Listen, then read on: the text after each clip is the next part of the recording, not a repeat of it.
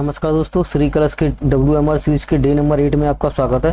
दोस्तों, जैसा कि आप जानते ही हैं कि हम हर वीकेंड पे एक वीडियो रिकॉर्ड करते हैं आपके लिए और कुछ नया सीखने के पर्पज से उस वीडियो में लेकर आते हैं। दोस्तों, इस हफ्ते हम देखेंगे कि मार्केट ने जो ब्रेकआउट दिया वो कैसे दिया और हमको कैसे उसको देखना है, किस तरीके से उसको हमें ट्रेड करना है। तो इन सब चीज़ों को हम लाइव चार्ट पे जाके समझते हैं।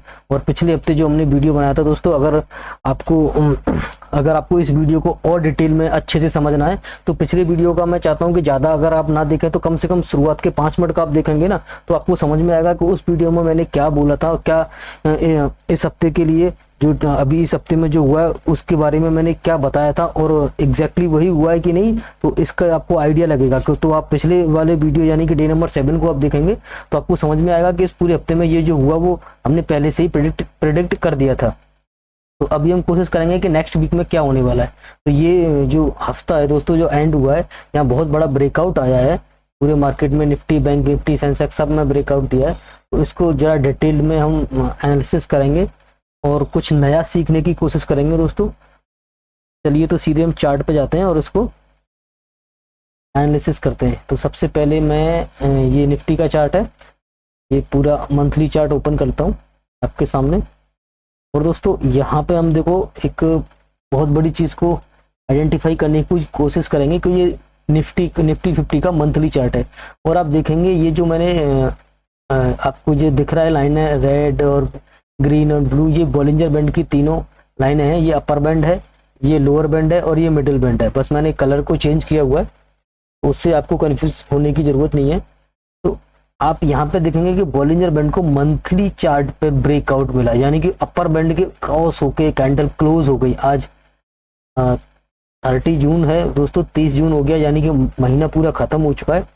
अब ये महीना जब खत्म हो गया तो इसके ऊपर ये अगर मार्केट जाता है तो यहाँ ब्रेकआउट कंफर्म हो जाएगा। यानी कि जब भी मंडे को मार्केट खुलेगा और इसके हाई को आप 1-2 पॉइंट से भी अगर ऊपर तोड़ देते हो तो कंफर्म हो गया कि मार्केट ने यहाँ बहुत बड़ा ब्रेकआउट दिया। मंथली चार्ट का मतलब दोस्तों बहुत बड़ा लॉन्ग टर्म का ब्रेकआउट। कम से कम मैं आपको मान के चलता हूँ कि मिनिमम 6 महीने के लिए मार्केट यहाँ से अपसाइड के लिए ओपन हो गया।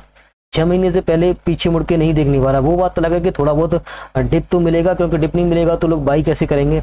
जो शेयर छूट गए उनमें भी तो एक बार चल जाते हैं, फिर डिप मिलता है। जो कमज़ोर ट्रेडर होते हैं वो निकलते हैं, फिर बड़े ट्रेडर आते हैं उसमें। तो वो सारी चीज़ें हैं।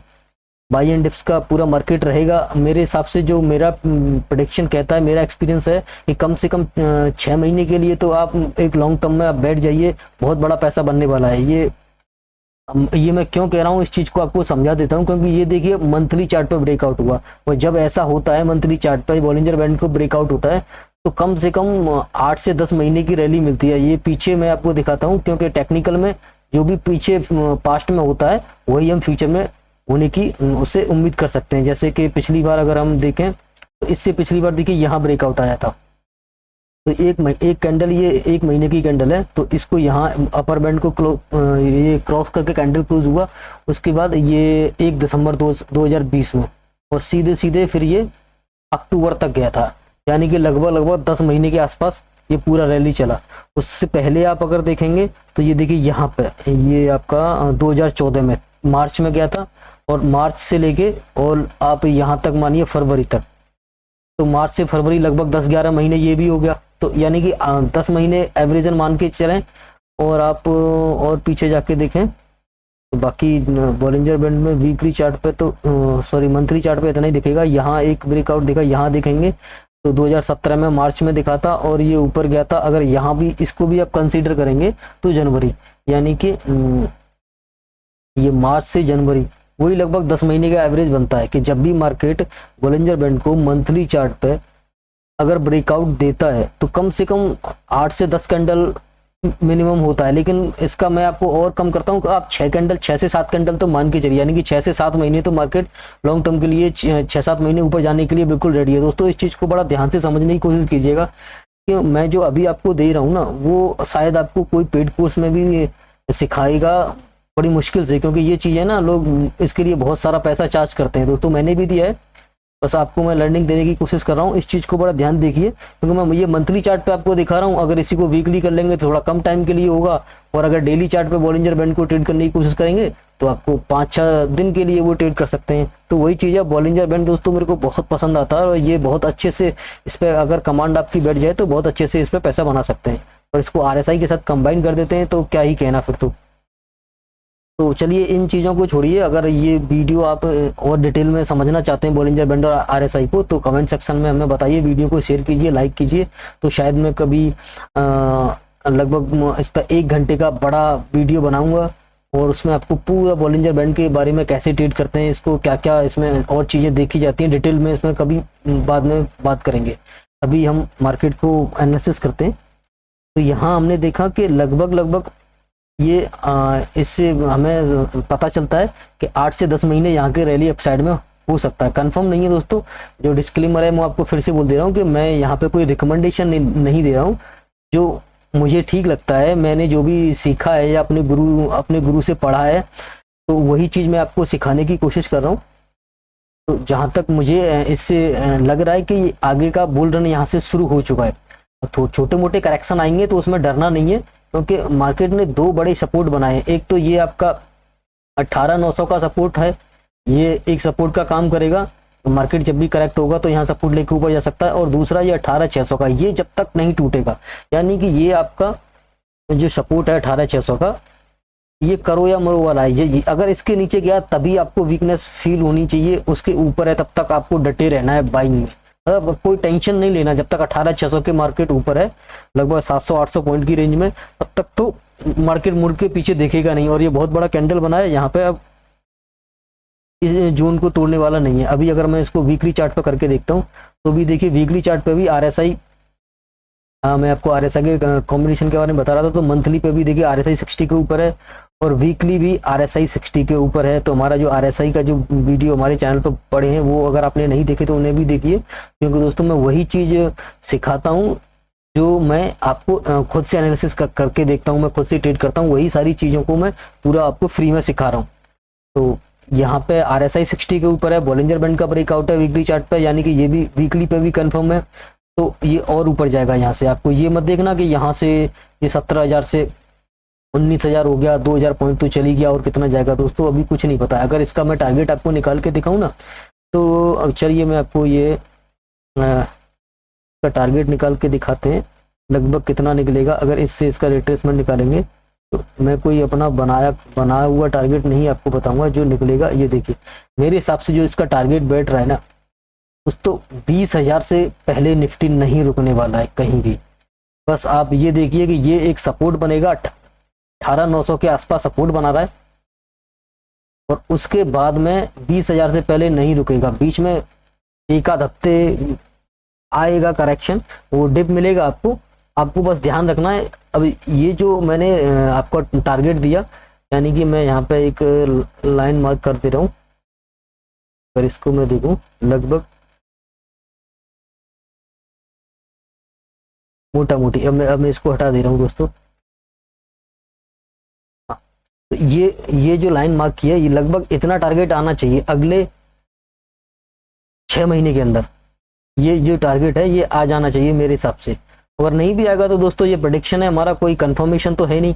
तो जैसे टेक्निकल एनालिसिस को हम ट्रेड करते हैं, जैसे हमें सिखाया गया उस हिसाब से हमने प्रेडिक्ट करने की कोशिश की है। तो वैसे तो मार्केट में सब कुछ अच्छा दिख रहा है, फिर भी अगर आपको कहीं भी कोई डिप मिलता है तो वहाँ आप अच्छे स्टॉक्स को बाई कर सकते हैं जो फंडामेंटली स्ट्रॉन्ग है, या फिर आपको कहीं से ब्रेकआउट मिलता है उन पर टेक्निकली भी आप देख सकते हैं। तो आप अच्छा उसमें मोमेंटम के साथ ट्रेड करेंगे तो एक मोटा पैसा बनाने का टाइम आ गया है।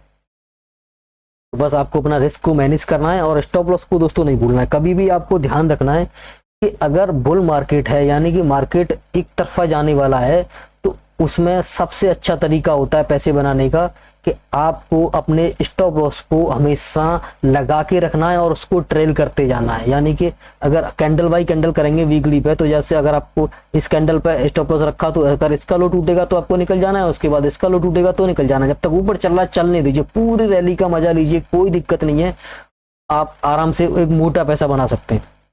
अगर मैं इसको डेली पे जाके देखूंगा दोस्तों, डेली पे भी ने बॉलिंजर बैंड का ब्रेकआउट दिया। डेली पे बस प्रॉब्लम एक आपको शायद नहीं दिख रही, मुझे पता है, ये गैप अप चल रहा है दोस्तों। अभी क्या है, 3 गैप अप हो चुके हैं और ये बॉलिंजर बैंड के लास्ट यानी कि जो लाइन है उसको भी क्रॉस कर चुका है। तो हो सकता है कि अब यहाँ पे अगले हफ्ते में थोड़ा सा ऊपर जाके फिर कंसोलिडेशन फीस में आए या थोड़ा सा रिट्रेस करे। हो सकता है कि 18,900 पे आके सपोर्ट लेके फिर से जाए। ये मैं आपको एक आध हफ्ते का व्यू बता रहा हूँ। बाकी ओवरऑल अगर लॉन्ग टर्म में या मीडियम टर्म में देखेंगे तो एक ये लंबा बुल रन है ही, उसमें तो कोई दो राय है ही नहीं।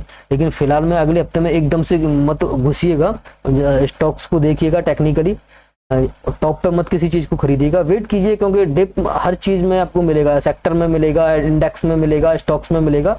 तो वेट कीजिए दोस्तों, हड़बड़ी किस चीज की है, अपने टाइम का अपनी बारी का वेट कीजिए तो आपको मौका मिलेगा पैसे बनाने का।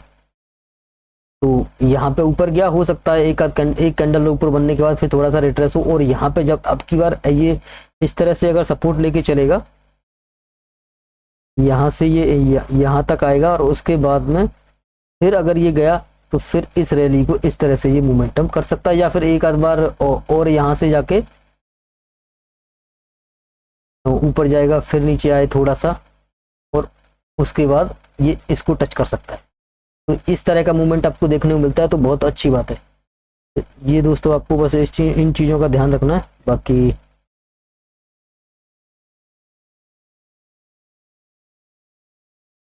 ये चीज़ें मैं हटा दे रहा हूँ, अभी को कंफ्यूज करेंगे। और बाकी हम इसको बैंक निफ्टी को देख लेते हैं। बैंक निफ्टी में भी सेम आपको दिखेगा, इस पर भी ब्रेकआउट हुआ है। देखिए मंथली पे भी है, वीकली पे भी है और डेली पे भी है, सेम है बैंक निफ्टी। और अभी इसमें कंसोलिडेशन मुझे फेस कम लग रहा है, ये हो सकता है कि अभी 1-2 दिन चलेगा, लेकिन आपको डरना नहीं है। बस आपको अगर ऊपर ज़्यादा जा चुका है तो थोड़ा वेट कीजिए, जब भी डिप मिलेगा आपको उसमें तैयार रहना है बाई करने के लिए। ऐसा नहीं है कि नहीं पूरा पैसा एक ही बार में डाल देना। तो इन चीज़ों को थोड़ा ध्यान से देखें। बैंक निफ्टी में भी ब्रेकआउट है, सेंसेक्स में ये हर चीज़ में ब्रेकआउट है, चारों तरफ मार्केट में अभी सब कुछ बोले सी आपको दिखाएंगे। टीवी पे या न्यूज़ पे बड़े बड़े टारगेट आपको मिलेंगे, लेकिन मैंने जो आपको दिखाया वो आपके सामने मैंने टारगेट निकाला। ऐसा नहीं है मैं कहीं से भी सुन के आया, कैसे निकाला, मैंने आपके सामने टेक्निकली जो जिससे टारगेट निकाले जाते हैं, जब कोई रेजिस्टेंस जोन ऊपर नहीं होता, खुला नीले आकाश में जब कोई भी इंडेक्स या स्टॉक्स ऊपर जाता है तो उनके टारगेट इसी तरह से निकाले जाते हैं। वही चीज़ मैंने आपको सिखाने की कोशिश की है। हो सकता है दोस्तों ये वीडियो थोड़ा लंबा होगा, लेकिन मैंने इसमें कुछ न कुछ आपको अपनी तरफ से जो वैल्यू देने की कोशिश की है उसको आप समझने की कोशिश कीजिएगा। अगर एक बार में समझ में ना आए तो वीडियो को पॉज कीजिए, थोड़ा फ्रेश हो जाइए, दोबारा से देखिए, 3 बार देखिए। लेकिन अगर इस चीज़ को आप समझ गए ना तो आपको फिर ट्रेड करने में प्रॉब्लम नहीं आएगी। चलिए बैंक निफ्टी में भी ये आपका हो गया। उसके बाद और कौन सा इंडेक्स है, स्मॉल कैप को देखते हैं दोस्तों। अभी मैं इसको यहाँ से हटा दे रहा हूँ। ये देखिए स्मॉल कैप में भी आपको ब्रेकआउट दिख रहा है।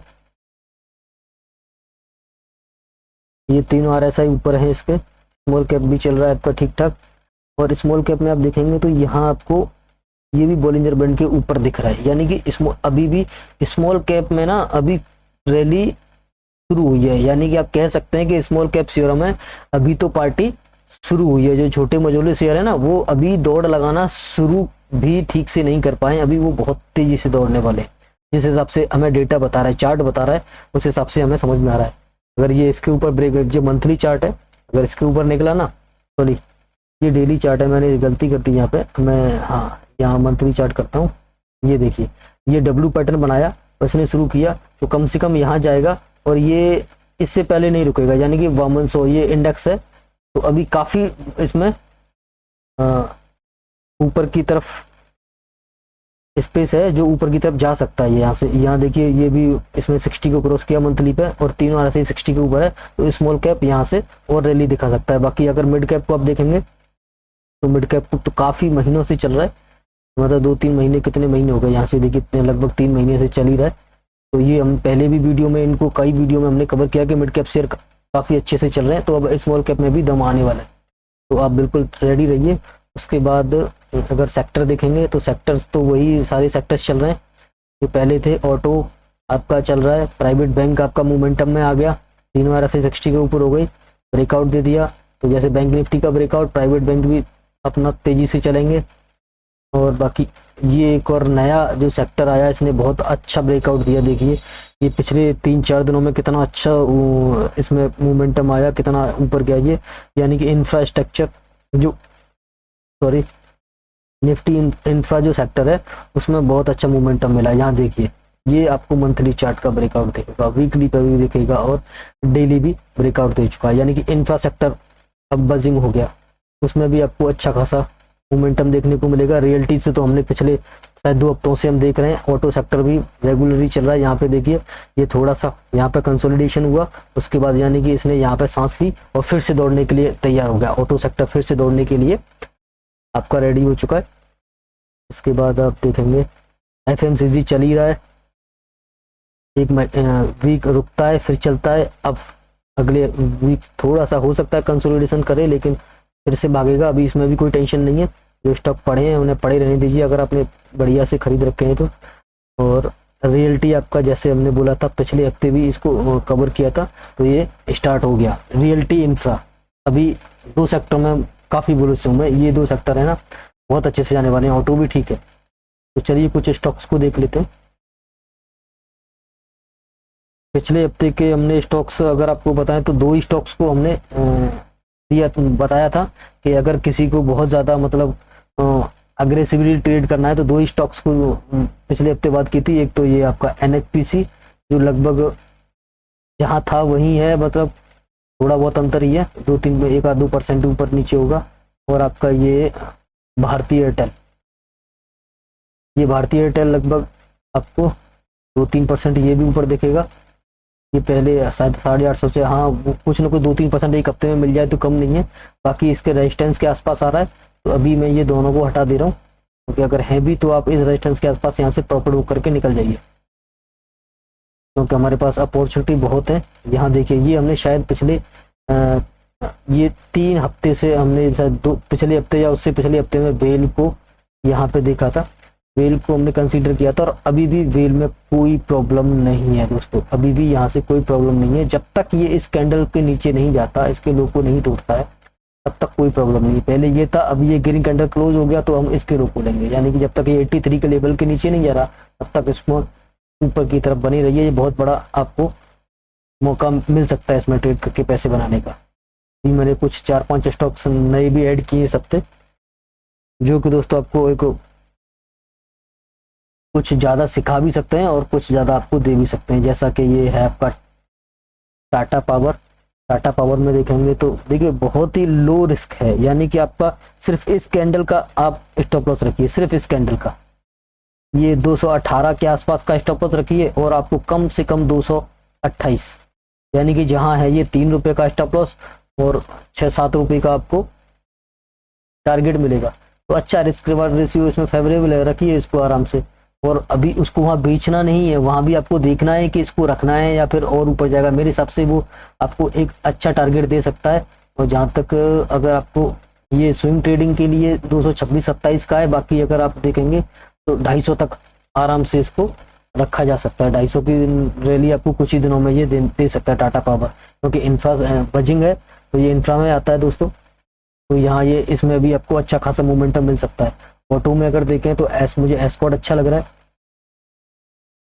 एस्कॉर्ट 3 और RSI बुलिश हैं। और देखिए बॉलिंजर बैंड डेली पे भी मोमेंटम में आ चुका है, तो यहाँ भी ये एस्कॉर्ट भी अच्छा लग रहा है। यहाँ पे इसको भी आप देख सकते हैं, ये आपका मिडल बैंड है, इसका स्टॉप लॉस रखिए 2180 के आसपास और ट्रेड करते रहिए बॉलिंजर, इसमें बॉलिंजर बैंड के मिडल बैंड पे। उसके बाद एक नया स्टॉक्स मैंने जो आपके लिए ढूंढ के निकाला है वो है SBI लाइफ।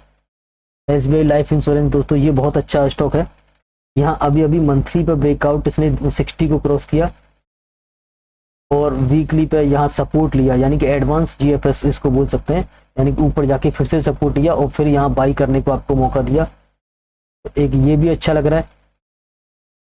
ये आपको मिडिल बैंड है, इसका स्टॉप लॉस रखिए, बाकी इसमें ट्रेल कर सकते हैं आप। दोस्तों हमेशा मैं आपसे बोलूँगा कि मेरा रिकमेंडेशन नहीं है, आप अपने नॉलेज लेने के लिए लर्निंग पर्पज से आप इन चीज़ों को ध्यान दीजिए। और बाकी अगर आप खुद से बाई करते हैं तो वो जो भी प्रॉफिट या लॉस होगा वो आपकी खुद की रिस्पॉन्सिबिलिटी होगी। बाकी एक और मेटल सेक्टर में मुझे ये ठीक लगा। मेटल सेक्टर वैसे अभी बजिंग नहीं है, कोई बुलिशनेस नहीं है उसमें, लेकिन ये पूरा स्टॉक है, मुझे एक ये ठीक लग रहा है यहाँ से। इसमें हो सकता है कि अगर मेटल सेक्टर में जरा सा भी मोमेंटम आया तो सबसे तेज भागने वाला JSW स्टील होगा, ये बहुत तेजी से भागेगा, इसमें इसको आप देख सकते हैं। और एक अगर फार्मा सेक्टर में जाएंगे तो सन फार्मा, ये कुछ स्टॉक्स मैंने यहाँ पे आइडेंटिफाई किए, इनको आप देख सकते हैं। बाकी अगर मैं कप पैटर्न में जाऊँ तो कप पैटर्न में जैसे पहले हमने आइडेंटिफाई किया था पिछले वीडियो में PFC, दोस्तों अच्छा खासा रैली दिया उसने, आप देख सकते हैं। हमने लगभग ये 195-200 के आसपास आइडेंटिफाई किया था और ये लगभग इसने 220 का हाई मारा है अभी भी, लेकिन इसमें से निकलना नहीं है क्योंकि कुछ भी नहीं है दोस्तों। ये तो अभी में देखेंगे 2010 का ब्रेकआउट है, इसको मैं आपको शायद उस वीडियो में मैं पहले ही बता चुका हूँ, बहुत बड़ा ब्रेकआउट है। आप इसको मंथली चार्ट करेंगे तो आपको समझ में आएगा। देखिए कितना बड़े कप पैटर्न का ब्रेकआउट दिया, आप तो देखिए तो सही, तभी तो समझ में आएगा, नहीं देखेंगे तो समझ में कैसे आएगा। ये दोस्तों ये अभी इसको होल्ड कीजिए, अभी और ऊपर इसमें दम है ऊपर जाने के लिए अगर आपने ले रखा है तो। और ये मैंने PCBL दे रखा था दोस्तों पिछले वीडियो में, ये चला नहीं था तो लोग सोच रहे थे फ्रस्ट्रेट होकर इसको बेच दें, निकाल दें, क्या करें, लेकिन जिनके पास है वो बने रहें। और अगर जिनने नहीं लिया है तो दोस्तों अभी भी मौका है, अभी भी ब्रेकआउट पे खड़ा है, अभी गया नहीं है, ये जाने वाला है। इसको आप ध्यान दें इस पे और आप इससे कुछ सीखने की कोशिश करें क्योंकि ये यहाँ से बहुत अच्छा मोमेंटम दिखा सकता है। 5 साल का ब्रेकआउट है, 2018 का ब्रेकआउट है दोस्तों अगर इसको आप देखेंगे तो।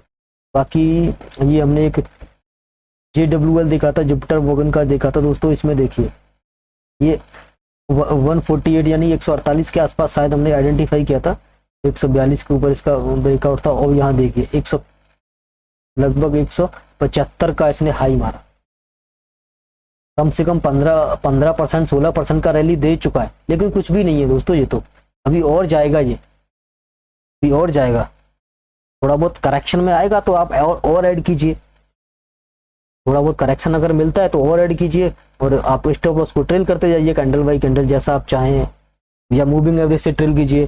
तो अगर आपको ये चीज़ें सीखनी है तो आप कमेंट में लिखिए, हम बताएंगे आपको कि अगर किसी भी स्टॉक्स को बाई करते हैं तो स्टॉप लॉस को कैसे ट्रेल किया जाता है। लेकिन आप सीखें तो सही, तभी तो पता चलेगा। ये दोस्तों पुराने स्टॉक्स हैं, बाकी नए में हमने एक नया स्टॉक्स जो आइडेंटिफाई किया, छोटा स्टॉक है और ये ट्रेल ट्रांसफार्मर्स के नाम से है, ट्रेल करके आपको मिल जाएगा। और इसने अभी अभी ब्रेकआउट दिया है 2008 का, 2008 दोस्तों लगभग 15 साल का ब्रेकआउट दिया और अभी ब्रेकआउट दिया है दोस्तों, के बाद खड़ा है। छोटा मोटा करेक्शन आए तो ले सकते हैं और यहाँ भी आप ऐड कर सकते हैं, कोई दिक्कत नहीं। तो 1-2% ऊपर में कोई फर्क नहीं पड़ता, कुछ फर्क नहीं पड़ता दोस्तों। ये 20-30% की रैली वाले शेयर है।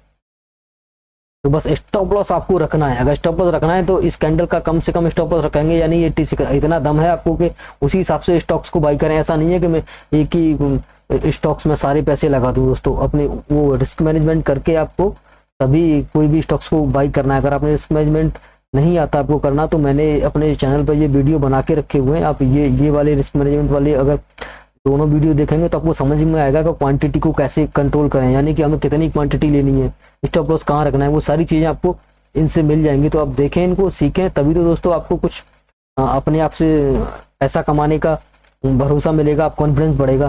तो ये सारी चीज़ें अगर आप नहीं सीखना चाहते तो दोस्तों मेरा काम है आपको बताना, वो आपके ऊपर डिपेंड करता है कि आप सीखना चाहते हैं या हमेशा आप दूसरों से ये देखना चाहते हैं वीडियो से कि हम तो देख के ही ट्रेड करेंगे, तो वो आपकी मर्जी।